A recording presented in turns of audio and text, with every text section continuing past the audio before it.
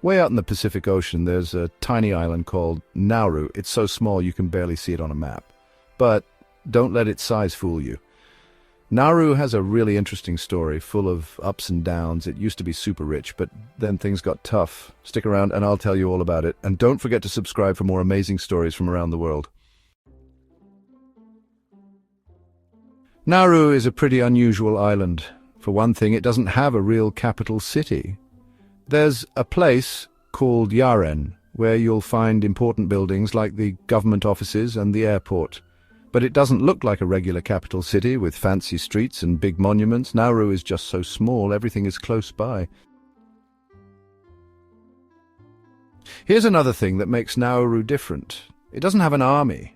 It's such a tiny island, far away from everything, that having an army would be really expensive and not very useful. Instead, Nauru relies on Australia to keep it safe. This means Nauru can focus on taking care of its people. They do have a small police force to keep things peaceful on the island, which is good because Nauru is all about peace and getting along with its neighbours. Nauru is not only far away, but it's also one of the least visited countries in the world. This tiny island nation, located in the central Pacific, is often overlooked by travellers. Despite its small size, Nauru offers a unique experience that is hard to find elsewhere. The island is just 21 square kilometers, making it the third smallest country by area in the world. Yet it holds a charm that is both captivating and mysterious. That's surprising because it has beautiful beaches and clear blue water. The pristine shores are perfect for those who love to relax by the sea or engage in water activities like snorkeling and diving. The coral reefs surrounding the island are teeming with marine life, offering an underwater paradise for enthusiasts. The beaches are often deserted, providing a sense of tranquility and solitude that is rare in more popular destinations. So why don't more people go there? The answer lies in its remoteness and the challenges associated with getting there. Nauru's isolation has kept it off the radar for many tourists, preserving its untouched beauty. The lack of infrastructure and limited information available about the island also contribute to its low visitor numbers. Well, it's not easy to get to. The island has a small airport with limited facilities and flights are infrequent. The journey to Nauru often requires multiple connections and long layovers, making it a daunting trip for many. The airport itself is a modest structure reflecting the simplicity and unspoiled nature of the island. There's only one airline that flies to Nauru, and the flights are expensive. Nauru Airlines operates a limited number of routes, primarily connecting to nearby Pacific Islands and Australia. The cost of these flights can be prohibitive, deterring budget travellers. However, for those willing to invest in the journey, the reward is an unparalleled experience. Plus, getting a visa to visit can be tricky. The visa application process is not straightforward and the requirements can be stringent. Nauru's government is cautious about who they allow into the country, aiming to protect their environment and cultural heritage. This careful approach ensures that the island remains a pristine and authentic destination. Nauru wants to protect its environment and culture, so they're careful about who they let in. The island's rich cultural traditions and natural beauty are preserved through these measures. Visitors who do make it to Nauru are often treated to unique cultural experiences, such as traditional dances and ceremonies, which offer a glimpse into the island's heritage. This makes Nauru a special place for adventurers who are looking for something really different. The island's rugged landscape and secluded spots are perfect for those seeking an off-the-beaten-path adventure. From hiking along the cliffs to discovering hidden beaches, Nauru offers a sense of exploration and discovery that is hard to find in more commercialized destinations. For the intrepid traveler, Nauru is a hidden gem waiting to be explored. Behind Nauru's pretty beaches, there's a serious problem: obesity. This small island nation, known for its stunning coastline and serene environment, is facing a health crisis that is largely hidden from the casual observer. The beauty of the beaches masks a growing concern that affects the lives of many Nauruans. Sadly, Nauru has one of the highest rates of obesity in the world. The prevalence of obesity here is alarming, with a significant portion of the population struggling with weight issues. This has led to a range of health complications that are becoming increasingly difficult to manage. A lot of people there are overweight, and many have diabetes, which is a disease that affects how your body uses sugar. Diabetes is particularly concerning because it can lead to severe health problems, including heart disease, kidney failure, and even blindness.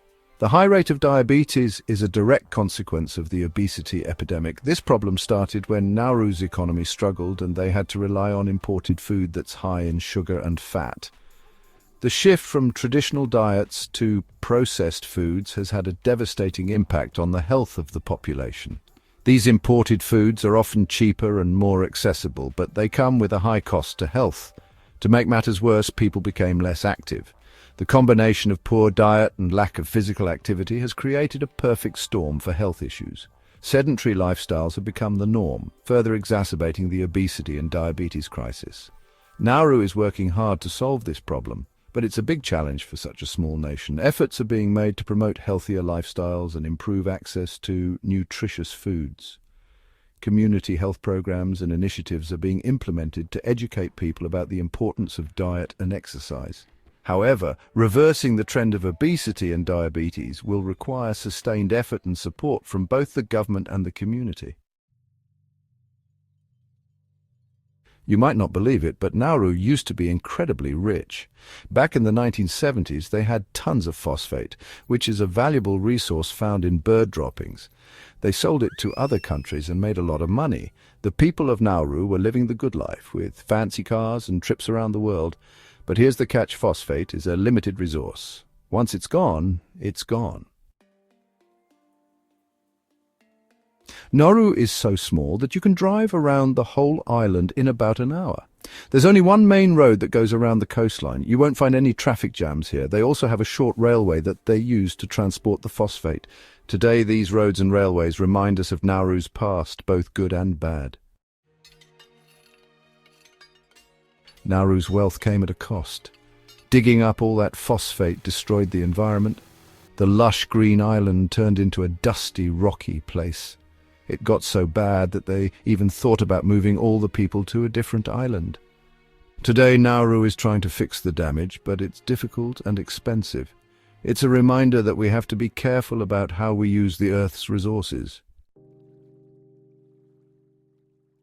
We've already talked about how Nauru doesn't have a real capital city. Yaren, where all the important buildings are, is like a capital in everything but name.